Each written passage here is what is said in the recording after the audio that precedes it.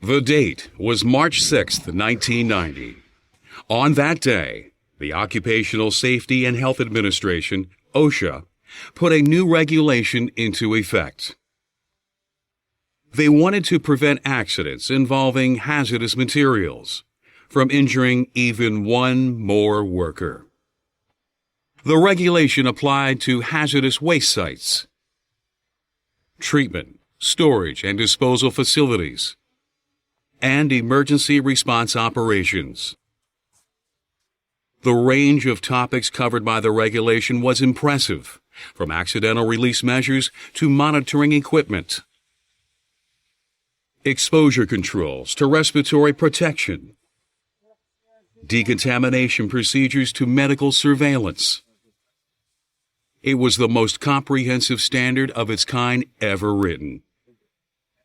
OSHA named the regulation Hazardous Waste Operations and Emergency Response. Most of us simply call it HAZWOPER. One of the things that the HAZWOPER standard reminds us of is that working up a good sweat is great when you're exercising, but it can be fatal when working with hazardous materials.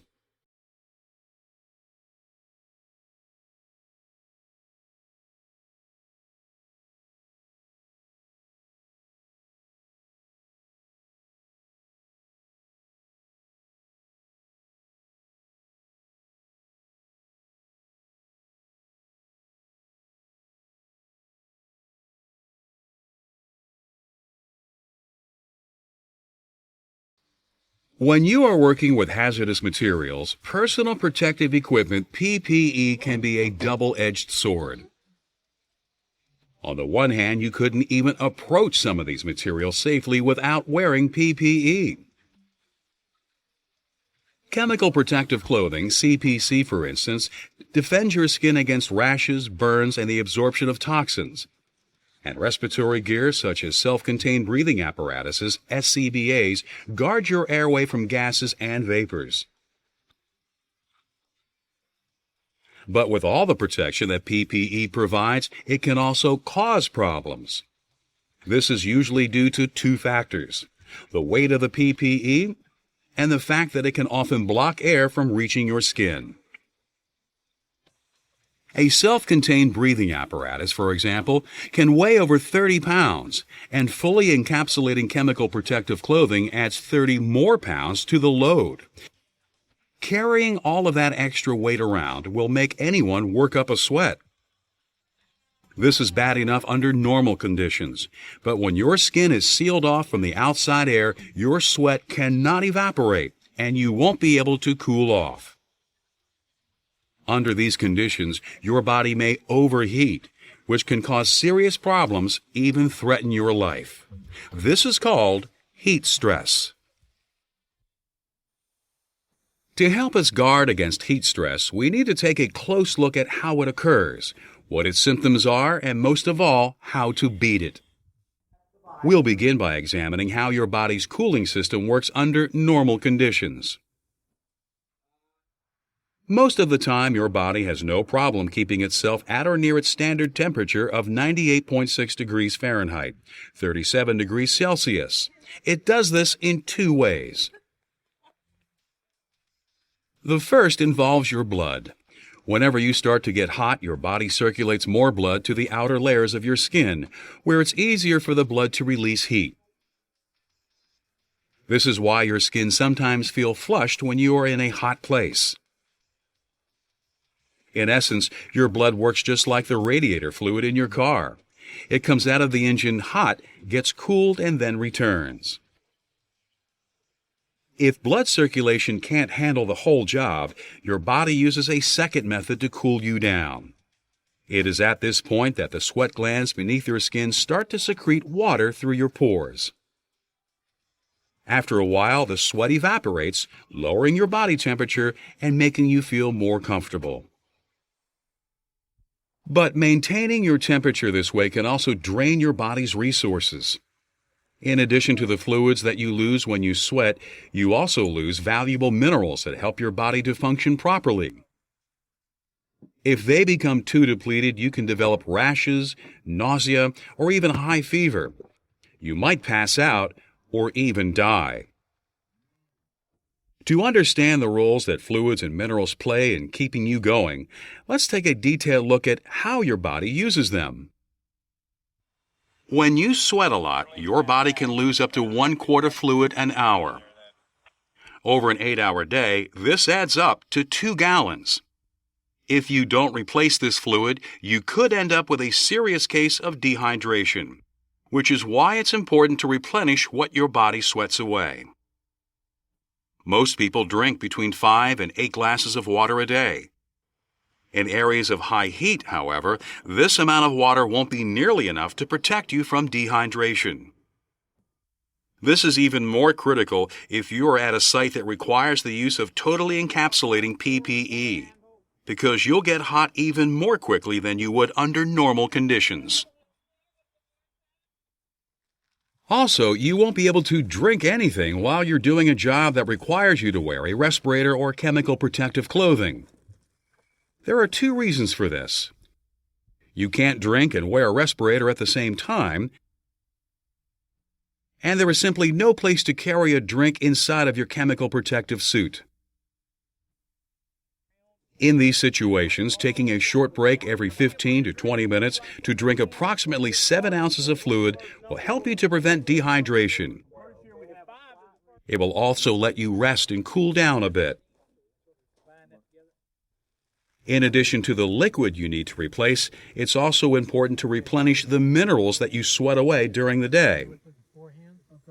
These include the electrolytes, such as potassium and phosphate, that your muscles use while they work. When these minerals are depleted, even simple movements can become difficult and painful. Your employer will provide you with beverages whenever you return from decontamination in order to restore the fluids and minerals you've lost. We've discussed how your body keeps its temperature under control and learned how dehydration occurs. But what happens when your body's defenses are no longer able to cool you off? This can result in a condition called heat stress, which takes many forms, ranging from the mildly painful to life-threatening. Let's look at the different types of heat stress, starting with the least dangerous. Heat rash, commonly known as prickly heat, is an inflammation of the sweat glands, which can occur when they are overworked. Symptoms of heat rash can include redness of the skin, prickling or burning sensations, and small blisters, which are also known as blebs. Although it can be painful, there is no long-term danger to heat rash. In fact, heat rash serves as a warning sign that worse forms of heat stress might be on their way. If you develop heat rash, you should stop what you are doing and seek medical help as soon as possible. If you ignore heat rash and do nothing to treat it, you might develop heat cramps. Heat cramps are painful spasms in your arms, legs, and abdomen. They usually occur when you sweat a lot, but don't replace the minerals that you lose. Heat cramps can affect your muscles, but usually don't strike until you've taken a break or have stopped working for the day. To prevent heat cramps, drink electrolyte-replacing beverages throughout your work shift. This will quench your thirst and replace the minerals that you've lost. Whatever you do, don't ignore heat cramps, because they are a strong indicator that you're on your way to developing even more dangerous forms of heat stress. For instance, heat cramps often precede heat exhaustion, which can cause extreme thirst, dehydration, fatigue, weakness, loss of coordination, hyperventilation, anger, anxiety, or impaired judgment. As with heat cramps, you can prevent heat exhaustion by drinking electrolyte-replacing fluids throughout the workday. If you do find yourself suffering from heat exhaustion, stop working and see a doctor immediately. Then follow the doctor's advice as to what activities you can perform at work and at home, and when you can return to your full duties. Anyone who disregards heat rash, heat cramps, or heat exhaustion runs a high risk of developing a life-threatening type of heat stress, heat stroke. This occurs when your body is no longer capable of cooling itself in any way. If you experience heat stroke, your temperature could rise so high that brain damage or even death could result unless you receive immediate first aid. Symptoms of heat stroke include dizziness, nausea, severe headache, hot, dry skin, abnormally small pupils, and a body temperature of 106 degrees Fahrenheit, 41 degrees Celsius, or above. Heat stroke is a nightmare no matter where it happens, but workers who develop this condition inside of a contaminated area are in extra danger. While victims of heat stroke need medical help as soon as possible, they must be decontaminated before they can be treated, no matter how seriously ill they are. No exceptions can be made to this rule. If this is not done, the victims can spread contamination to anyone who touches them, including the doctors and nurses who treat them. The medical personnel could then unknowingly contaminate other patients. The end result might be hundreds of injuries or deaths rather than just one. What should you do if one of your coworkers develops heat stroke inside of a contaminated area? First, radio for help at once. Let your supervisor know that a man-down situation exists and call for a stretcher. While the stretcher is being delivered, your supervisor will contact local paramedics. Meanwhile, load the victim onto the stretcher, then get them to the Contamination Reduction Corridor, CRC, as fast and as safely as you can. Once there, the victim and everyone involved in the rescue will be quickly decontaminated. Emergency decontamination procedures will vary from site to site, depending on what type of contaminants are present. So be sure to consult your supervisor about the emergency decon procedures at your worksite.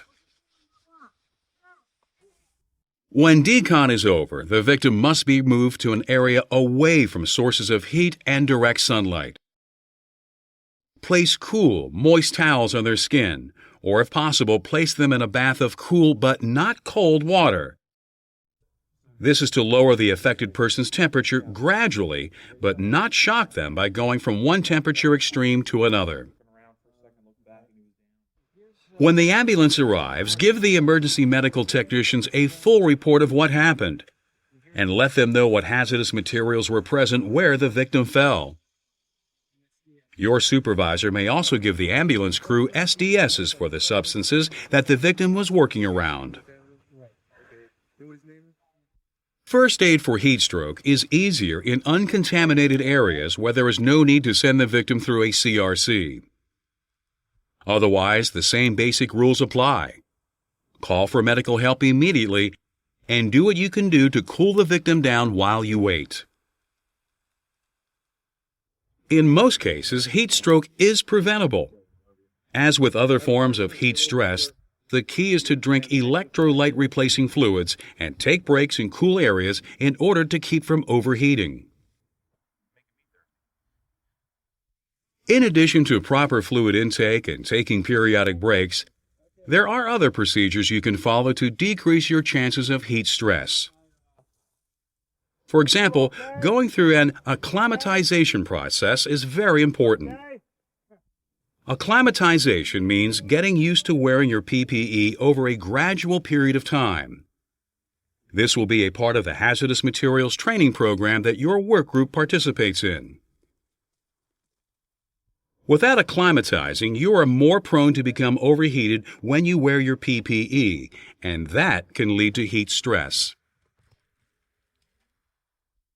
Workers who are not acclimatized also face an increased risk of fainting in warm or humid environments, which can lead to a fall.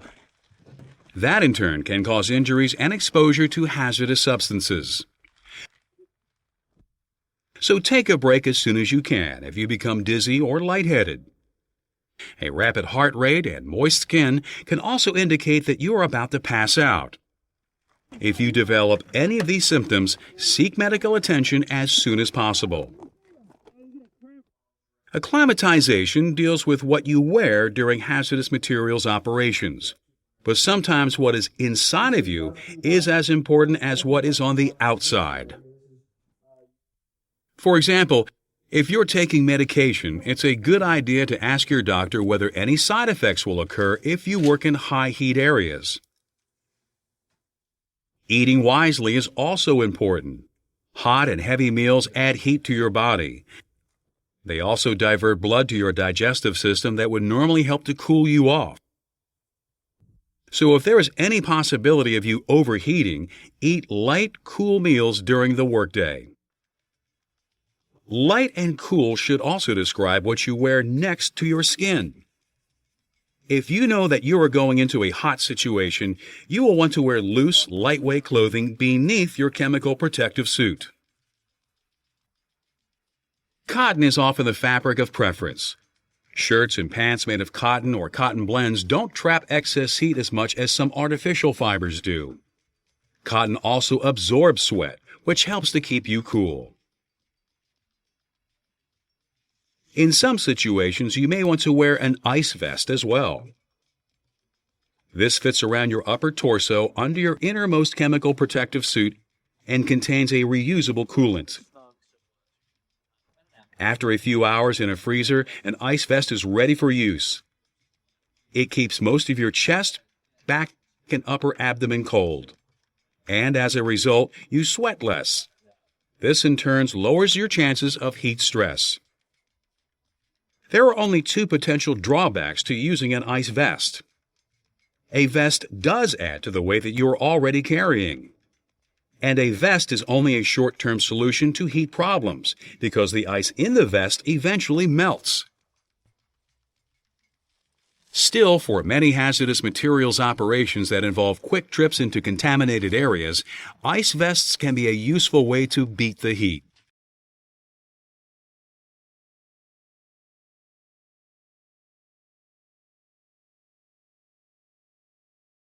Let's review. There are a number of ways you can help to prevent heat stress. Take the time to get properly acclimatized to your personal protective equipment. Be careful with medications. Some drugs have side effects if you use them when the temperature is high. Wear lightweight cotton clothing under your chemical protective suit. Cotton stays cool and also absorbs sweat. Eat light, not hot or heavy meals before working in a high heat area. Drink lots of water and electrolyte replacing liquids during your workday. And take appropriate breaks to allow your body to recover after you've exerted yourself in a hot environment. In the world outside of work, staying cool means everything from keeping calm to being in the know.